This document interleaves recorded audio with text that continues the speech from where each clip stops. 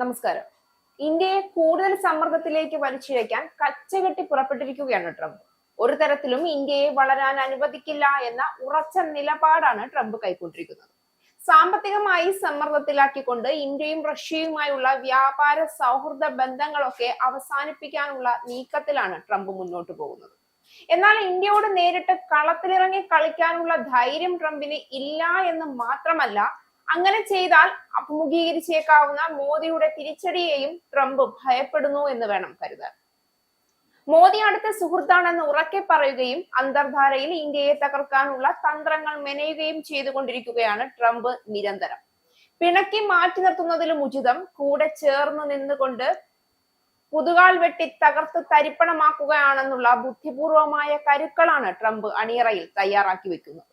റഷ്യയിൽ നിന്നുള്ള എണ്ണ വാങ്ങുന്നതിന്റെ പേരിൽ ഇന്ത്യക്കും ചൈനയ്ക്കും മേൽ കൂടുതൽ തീരുവ ചുമത്താൻ ഡൊണാൾഡ് ട്രംപ് ഭരണകൂടം G7 രാജ്യങ്ങൾക്കുമേൽ സമ്മർദ്ദം ചെലുത്തുകയാണെന്ന തരത്തിലുള്ള റിപ്പോർട്ടാണ് ഇപ്പോൾ പുറത്തുവരുന്നത്. ബ്രിട്ടീഷ് ദിനപത്രമായ ഫിനാൻഷ്യൽ ടൈംസ് ആണ് ഇക്കാര്യം റിപ്പോർട്ട് ചെയ്യുന്നത്. റഷ്യയിൽ നിന്നുള്ള എണ്ണ വാങ്ങുന്നതിന്റെ പേരിൽ നേരത്തെ തന്നെ ഇരു രാജ്യങ്ങൾക്കുമെതിരെ നടപടി ശക്തമാക്കിയിട്ടുള്ള US കൂടുതൽ സമ്മർദ്ദത്തിനാണ് ഇപ്പോൾ ശ്രമിക്കുന്നത്. US നിർദ്ദേശിച്ച തീരുവ ലെവലുകൾ 50 മുതൽ 100% വരെ ആയിരിക്കുമെന്ന് പറയപ്പെടുന്നു. Canada, France, Germany, Italy, Japan, UK, US എന്നീ G7 രാജ്യങ്ങളിലെ ധനമന്ത്രിമാർ ഇന്ന് വീഡിയോ കോളിലൂടെ ഈ നിർദ്ദേശം ചർച്ച ചെയ്യും. ശേഷം എല്ലാവരും ചേർന്നൊരു തീരുമാനത്തിലെത്തുമെന്നാണ് വിവരം. US നിർദ്ദേശം അംഗീകരിക്കപ്പെടുകയാണെങ്കിൽ ഇന്ത്യക്കും ചൈനയ്ക്കും അത് ഒരുപോലെ തിരിച്ചടിയാകും. യൂറോപ്യൻ യൂണിയനും സമാനമായ രീതിയിൽ അവർക്കെതിരെ തീരുവ നടപ്പാക്കണമെന്ന് ഡൊണാൾഡ് ട്രംപ് അഭ്യർത്ഥിച്ചതിന് പിന്നാലെയാണ് ഈ സംഭവം. 4 ഭാഗത്തു നിന്നും തീരുവ പോലെയുള്ള വ്യാപാര ആയുധങ്ങൾ ഉപയോഗിച്ച് റഷ്യയെ വരിഞ്ഞു മുറുക്കുകയാണ് US ലക്ഷ്യമിടുന്നത്. അതിന്റെ ഭാഗമായാണ് ഇന്ത്യ അടക്കമുള്ള രാജ്യങ്ങൾക്കുമേൽ കൂടുതൽ തീരുവ എന്ന ആശയം US പ്രസിഡന്റ് മുന്നോട്ട് വയ്ക്കുന്നത്.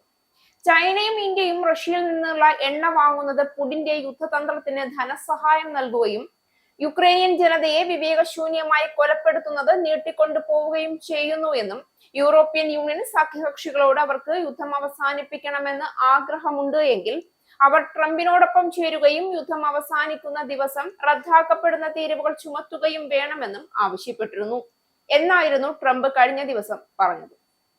എന്നാൽ ട്രംപിന്റെ ആവശ്യം പെട്ടെന്നൊന്നും നടപ്പാവാൻ സാധ്യത ഇല്ല എന്നാണ് വിലയിരുത്തൽ. എന്തെന്നാൽ യൂറോപ്യൻ യൂണിയൻ ഇക്കാര്യത്തിൽ വലിയ പ്രതിസന്ധിയിലാണ്. സാമ്പത്തിക അപകട സാധ്യതകളും ചൈനയിൽ നിന്നുള്ള പ്രതികാര നടപടികളും കണക്കിലെടുക്കുമ്പോൾ 2 പ്രധാന വ്യാപാര പങ്കാളികൾക്കുമേൽ ഉയർന്ന തീരുവ ചുമത്താൻ ഉദ്യോഗസ്ഥർ മടിക്കുന്നു. ഇനി G7 ഇക്കാര്യത്തിൽ എന്ത് നിലപാടെടുക്കുമെന്നതാണ് കണ്ടറിയേണ്ടത്. അവരും യൂറോപ്യൻ യൂണിയന്റെ അതേ പാത പിന്തുടരുമോ, അതല്ലെങ്കിൽ ട്രംപിന്റെ ആവശ്യം അംഗീകരിക്കുമോ എന്നത് നിർണായകമായ വിഷയമാണ്. എന്തെന്നാൽ ഈ രാജ്യങ്ങൾ ഇന്ത്യയുമായി വളരെ വലിയ വ്യാപാര ബന്ധങ്ങൾ വച്ചു പുലർത്തുന്നവയാണ്. നേരത്തെ റഷ്യൻ എണ്ണ വാങ്ങുന്നുവെന്ന് ചൂണ്ടിക്കാട്ടിയാണ് ഇന്ത്യക്ക് മേൽ നിലവിലുള്ള തീരുവയ്ക്ക് പുറമെ അധികമായി 25% തീരുവ കൂടി ഡൊണാൾഡ് ട്രംപ് ഏർപ്പെടുത്തിയത്. ഇതോടെ ഇന്ത്യക്ക് മേലുള്ള ആകെ തീരുവ 50% ഇന്ത്യയുടെ ഇടപാട് റഷ്യയുടെ യുക്രൈൻ അധിനിവേശത്തിന് സാമ്പത്തിക സഹായം നൽകുന്നു എന്നാണ് US ആരോപണം.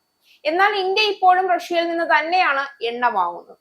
പ്രശ്നങ്ങൾ അതിവേഗം പരിഹരിക്കാൻ കഴിഞ്ഞില്ല എങ്കിൽ അതിന് എന്തൊക്കെ ബദൽ സംവിധാനങ്ങൾ ഇനി കൊണ്ടുവന്നാലും ഇന്ത്യയുടെ ദ്രുതഗതിയിൽ ഉണ്ടായിക്കൊണ്ടിരുന്ന സാമ്പത്തിക മുന്നേറ്റത്തെ അത് കാര്യമായി ബാധിക്കുകയും പിടിച്ചിരുത്തുകയും ചെയ്യുമെന്ന കാര്യം ഉറപ്പാണ്. ഇസ്രായേലിന്റെ 5 സൈനിക താവളങ്ങളിൽ കനത്ത നാശനഷ്ടം. മോദി വെളിപ്പെടുത്തുന്ന ഇന്ത്യയുടെ വികസനത്തിന്റെ മയക്കുമരുന്ന് വിൽപ്പനയ്ക്കെതിരെ ശക്തമായ നടപടിയെടുത്ത് ഷാർജ പോലീസ്. അമേരിക്കയിലെ സാധാരണ മനുഷ്യരോട് കൂടിയാണ് കോൺഗ്രസിനുള്ളിൽ പങ്കുവയ്ക്കാൻ ഓപ്പറേഷൻ സിന്ദൂറിൽ ഉപയോഗിച്ച